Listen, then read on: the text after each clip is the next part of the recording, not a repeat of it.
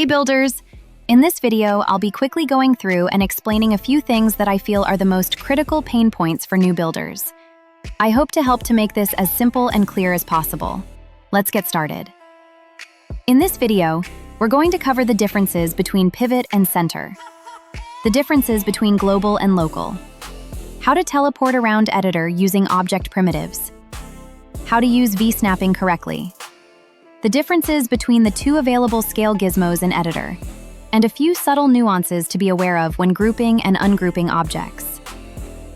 For these demonstrations, I'll be using the box primitive because it clearly displays the concepts without any friction or special exceptions. To begin, I'll demonstrate the scale gizmo. The scale gizmo can be used to scale an object or group of objects on any axis symmetrically.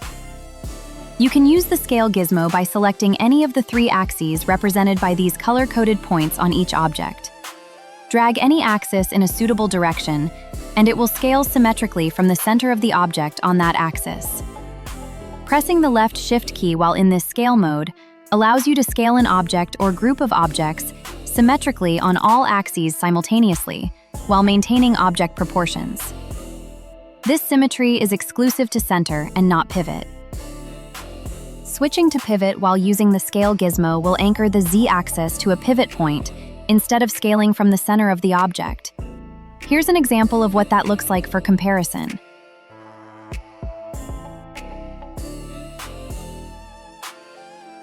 Next, we'll demonstrate rotation differences between pivot and center. When you rotate an object or group of objects while in center, the gizmo will anchor to the center of all objects and will rotate around the center axis. However, when using pivot, each object or group of objects will rotate on their own relative axis and not in relation to the group as a whole.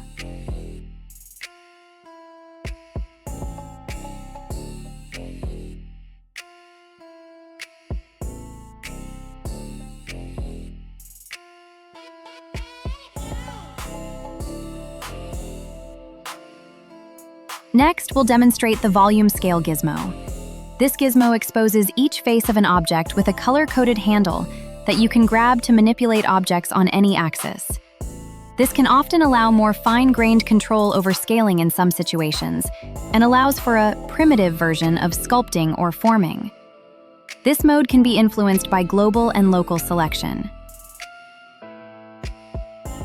Next, I'll briefly demonstrate a few examples that work for me of how to use the scale gizmo to achieve symmetry, and how to make objects flush with each other without clipping. This technique applies to things like adding text to signs or other surfaces in particular. The concept is the same.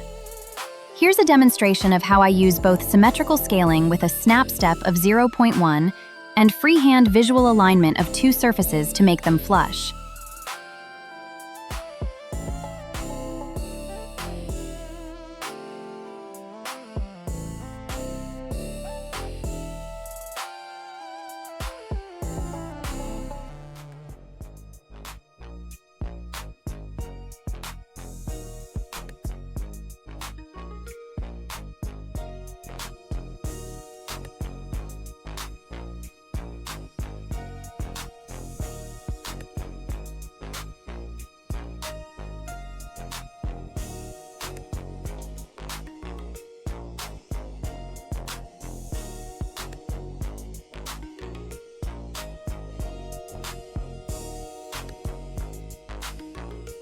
Next, we'll cover how to easily navigate segmented worlds.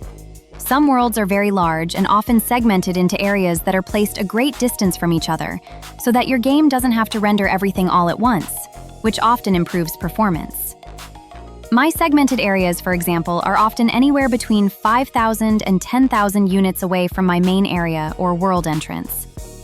What can help in finding objects far away, assuming you have some idea of where you place them, is to bring in any primitive object. In this example, I'm using a box. Manually change the values on any position axis to reflect something far away. Once I've typed the value, the box will instantly be teleported to that location, but that box is still selected. So if I press the object focus button or the F key, it will teleport my camera directly to that object.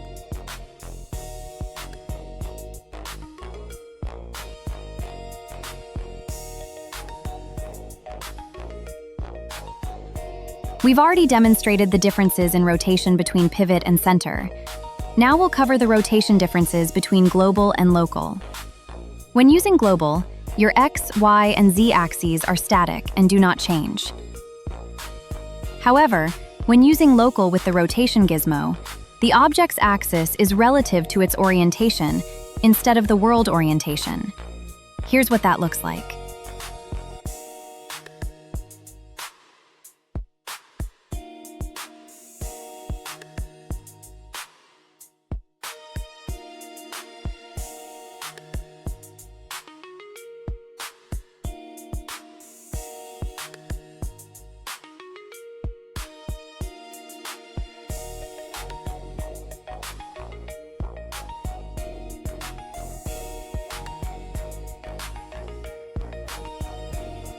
Next, we'll demonstrate how to V-snap, or vertex snap.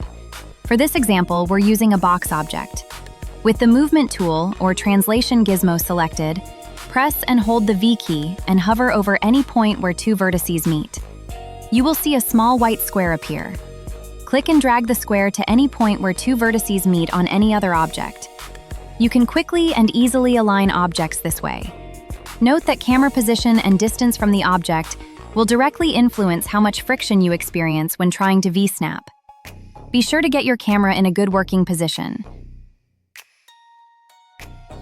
Next, we'll demonstrate some of the subtle nuances involved with grouping and ungrouping objects. In this example, I've grouped two box objects together. When I duplicate one of the objects in the group, it remains in the group. If you have multiple objects selected within a group, but not the entire group, all duplicated objects will still be part of the original group. In contrast, when duplicating an entire complete group of objects, the entire group will not be grouped to the previous one. It becomes its own new group. That was a quick overview of some of the things that I feel most new builders struggle with. Hopefully, I was able to clear up any confusion with any of the World Editor gizmos and nuances. Until next time, builders, good luck and much love.